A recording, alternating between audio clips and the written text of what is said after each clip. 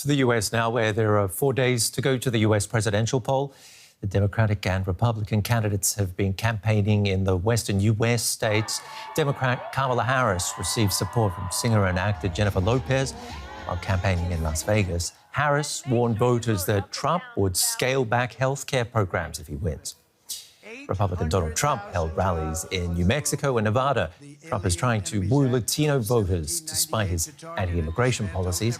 Nevada is among the key swing states that could make the difference in the Electoral College vote. Kamala Harris and Trump have each raised hundreds of millions so far this election cycle, over $1 billion each, and spent a great deal of it in the final days of the campaign. Where did it all come from? And where did it go? And was it worth it?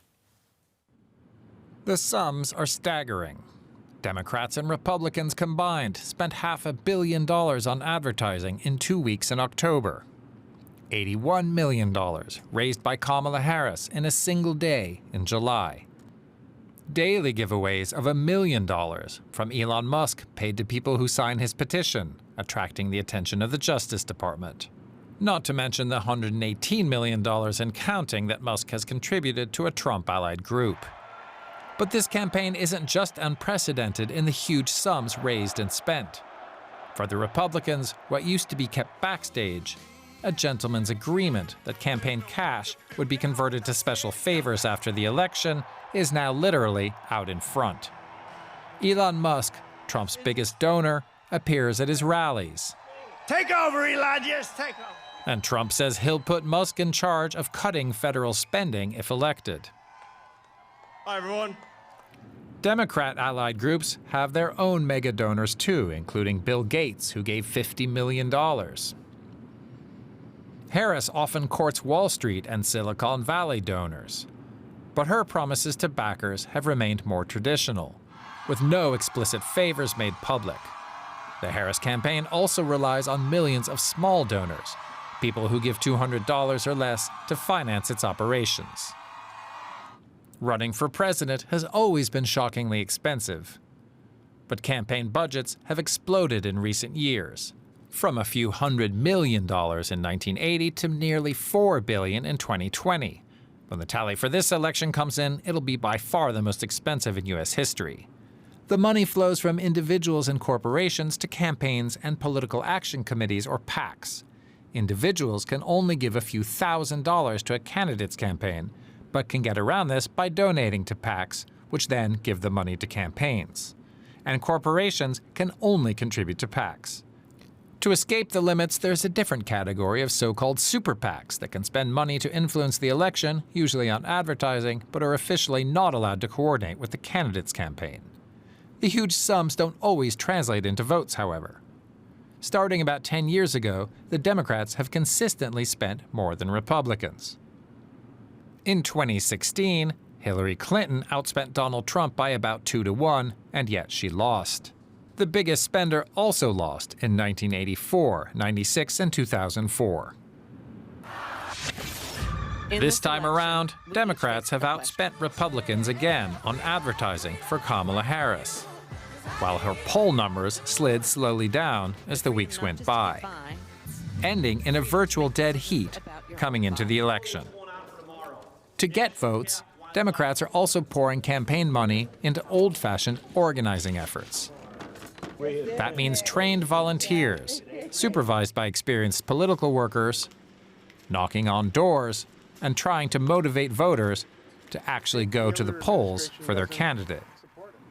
Republicans have outsourced most of that work to PACs, including Musk's, a big gamble on inexperienced private groups. Giving money to politicians is always a gamble that they will win. But this time around, the Republicans have tried to frame that gamble as a simple investment. Trump has removed the guardrails yet again, telling Elon Musk that his money can guarantee him a job and explicitly promising a range of big businesses that he will help them out in exchange for donations, telling them in clear terms that their money will be well spent. Boris Vormann is Director of Politics at Bard College, Berlin. Good to see you, Boris.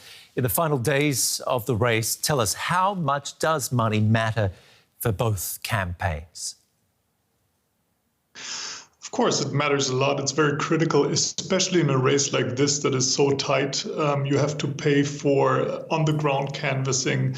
You want to flood the airwaves and social media with your own messages. You're trying to put high-stakes advertisement in the swing states on the TV. So that costs a lot of money. And you're trying to solidify the voting base and to mobilize as many undecided voters as possible.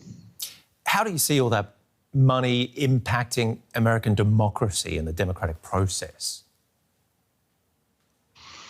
Yeah, I think there are multiple levels on which this is, of course, a problem. One of the important dimensions of this is, of course, that this is a mechanism for economic inequalities to turn into political inequalities. And so it's a sort of self-reinforcing loop where those who can afford to can have an impact on, on the election outcome, but also on political decision-making later on in the game, and therefore also have a better position in terms of the kind of policies that are being legislated later on. So it's really a downward spiral that also makes politics come across as something that's transactional and corrupt, which in part it is, and that undermines the legitimacy of the political system. Well, tell us then about the guardrails that are in place to prevent donations being given in exchange for favours later on. Well, there are some regulations for direct donations. Musk couldn't give money directly to his candidate, to Donald Trump. But as we just heard, I mean, there are these different PACs, political action committees, and super PACs, which are unlimited in the kind of donations that can be made and that have a very influential effect on elections ever since the Supreme Court, basically in 2010, made this possible. Why has comprehensive spending reform been so elusive in the US? There have been calls for it for years. Yeah, I mean, legislative reform is always tricky, especially in a complicated, gridlocked, polarized situation that the US finds itself in. That's one of the reasons. Another reason is that, of course, a political system as it evolves creates certain interest groups that benefit from the status quo. And so you have a lot of interest groups that have a benefit that comes out of this particular way of organizing things. But maybe the most important thing I just mentioned, Citizens United, is what it did was to tie political spending to free speech. And so whenever you want to reform or change campaign laws and spending, there's a risk of infringing on actual constitutional prerogatives. So tell me, the record spending breaking amounts, can they continue on the trajectory that they're on at the moment? In theory, yes, but as we saw, of course, in the video that we just that you just showed, it's unclear to what extent the money that these campaigns spend actually has an effect. So it's very unclear which of these investments are worth it. But over the long term, we are seeing this increasing trend, and it's worrying for the reasons we just discussed. It's a lot of money, and a lot of it goes out the window at the end of the day, doesn't it? Only one side wins. Boris Vormann, thanks for chiming in. Thank you. Well, Ray LaRaja is Professor of Political Science and co-director of the University of Massachusetts Amherst poll. He's written extensively about campaign finance and political polarisation. Well, welcome to DW. Let's start with that point about the money and donors. Do donors necessarily get what they pay for? Do you see a link between the money going into candidates' campaigns and the policies pursued by the successful candidates? Well, certainly the people who give money have preferences, and many times the preferences have already been aligned with the parties they choose to give to. So it's very similar. But then again, you have to wonder, are there specific targeted policies that people might be getting? For instance, Reid Hoffman, who runs Netflix, he doesn't like the person who's regulating television and broadcast, and so he might get some benefits from the Harris campaign if she should win. But usually, it's not very out in the open what they're getting in exchange. We saw in the report there, this year it appears to be, with certainly between Donald Trump and Elon Musk. That seems extraordinary, and one looks at that from abroad and says, well, how's that legal? Well, you did a great job with that piece, explaining a complex subject and then showing what Elon Musk's role is. He can campaign with whoever he wants. Usually in the past, it's a norm not to make it so obvious that you're putting your biggest donors front and center. With Trump, as with other things, he breaks these norms. And so he brings on Elon Musk, who's been very active in the campaign. He used to play a low profile in previous elections, no longer, and he's given a lot of money to the Trump campaign effort. How do you think big money is impacting this campaign? Well, it's hard to say, as your explanatory piece showed. It's not always the person who spends the most, and Harris is actually outraising Trump by quite a bit. But in those swing states, they're trying to mobilize, they're trying to persuade a very small percentage of votes. So billions of dollars being spent to just change a few votes on the ground in each of these states and knock on their doors. That's where the money's spent.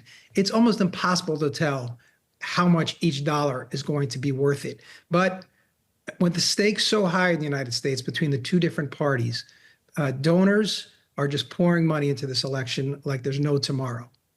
You've proposed that additional campaign money be channeled through party organisations rather than directly to candidates. Just explain to us why.